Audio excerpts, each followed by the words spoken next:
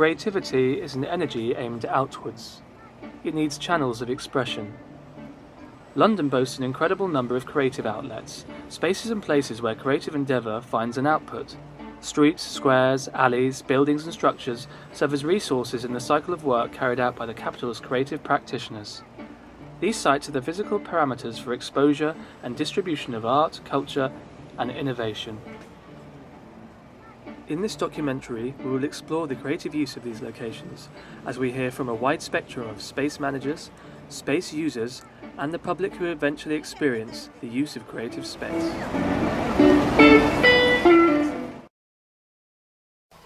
My name's Eddie Bridgman from Meanwhile Space. This is Jessica Courtney Bennett from Meanwhile Space.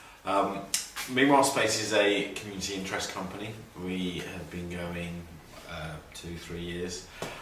Basically, we try and access spaces for people to try things, and those spaces tend to be temporary spaces, typically high street shops or buildings or small pocket sites where we can agree terms with the landlord and agree sort of duration of a meanwhile use and sort of the parameters of what can or cannot happen in that space, and then we try and open those up for people to try things in those space, and that might be a community project, it might be a cultural project, or increasingly it's about people who are have got an enterprising idea, whether that's commercially or a social enterprise, and just need some space to try that. That's who we are. I guess the original inspiration was when government launched their Meanwhile project in 2009.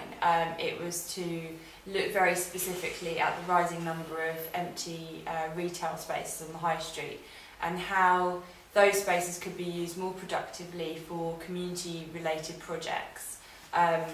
So giving communities an opportunity to use a space where they might not normally be able to afford it, but also rejuvenating high streets by putting an activity where it might not have been before.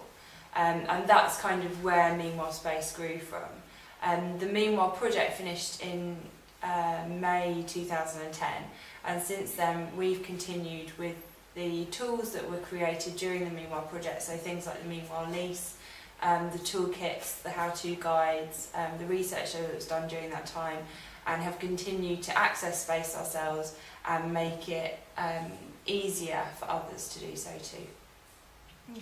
So yeah, in terms of inspiration, we I guess just came along just before the Meanwhile project, and we were lucky to co-deliver that with as was when the Development Trust Association, now it's a locality. And really our remit there was to find out if people were making use of empty spaces. We were aware that a number of groups existed out there doing some interesting things in empty spaces.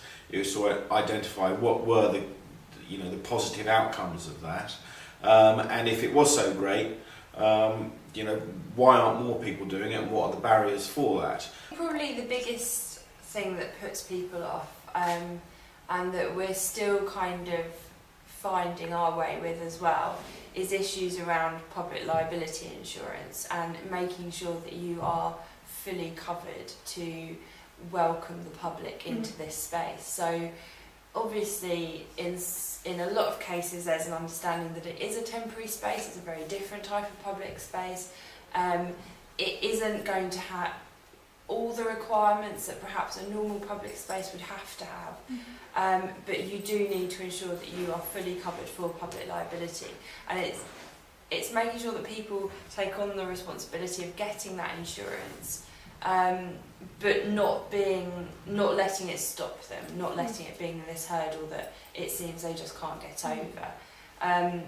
So that's one thing that we've definitely come up again. For sort of future plans, we're looking to access or start to connect more projects with different spaces. So try and make those links between projects and spaces more fluid and with better practice in mind.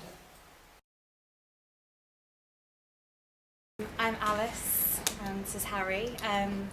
We are the founders and directors of Specs Gallery, which is a community interest company that supports and promotes the work of student artists and recent graduates in London by putting on pop-up exhibitions in disused properties around the city. I suppose the question is how we acquired our spaces. We both also work for a charity called Three Space. What Three Space do is they put other charities, social enterprises and not-for-profits into disused office and retail spaces. Working for them, we were obviously in a good position to jump on any space that became available. So what we did is we set up as a community interest company, then we were free to make use of them. In terms of funding and support and things like that, we're obviously really lucky to work with Three Space and work for Three Space because it means that we kind of get the inside word on where and when there are new properties, which is obviously very handy for us. But Three Space are really great in that they work with charities, community groups, CICs and everything. I think the problem is, and restrictions which organisations such as Three Space or Meanwhile Space or Somewhere Too, those type of organisations, they are going to only work with organisations rather than individuals because they need to see some sort of track record, they need to see some sort of incorporation of a company or a CIC, and most importantly of all, you can only really get insurance if you're set up under one of those banners.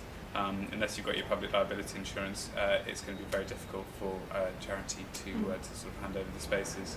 There's also kind of the problem that we've encountered recently, which is that on a lot of these funding applications, they're very specific about what you can and can't use the money for. So, I mean, recently we applied for one and you couldn't use the money for things like buying equipment or renting space or employing anyone, basically. So sometimes it does kind of leave a question of what you can use the money for, but I guess it's all about being creative and just trying to show those people that what you're doing is innovative and different. And so, fingers crossed.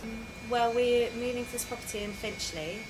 It's 13,000 square feet? Yeah, it's 13,000 square feet. So it's the second floor of a disused office block. It's in far worse condition than this. It's completely stripped back, wooden floors, no electricity, no sort of adjoining walls or anything like that. But it's fun. It's completely, we can do pretty much what we want there, which is great. We're looking to have a group of artists going to be in there using it as a studio over the summer months, and then we're going to be having an exhibition over a period of probably a week at the end of it to mark the work that they've done there. Yeah, it's going to be really different from the first exhibition because that was more kind of just showcasing lots of different artists, and it was quite like a quite sort of expansive show. There was a lot of work on, and it was just kind of here's everything that we're interested in representing. Whereas this is going to be a lot more thought going into it, actually getting the artists working in the space for a few months and creating site-specific works, and then working together with them really closely to curate a really exciting exhibition, hopefully. So, yeah. It was then intriguing to find out what projects could be made to occupy the available spaces. So the screen's going to hang behind that bar there, right below us. It's like 6.5. We're going to fill most of that gap. The audience are going to be sat on this, these are going to look like steps, they're going to all be closed. Like that one over there in the corner. And there'll be benches along the upholstered benches, that's the audience will sit. And at the back, that big step, that's where the projector will be with all the sound controls and stuff.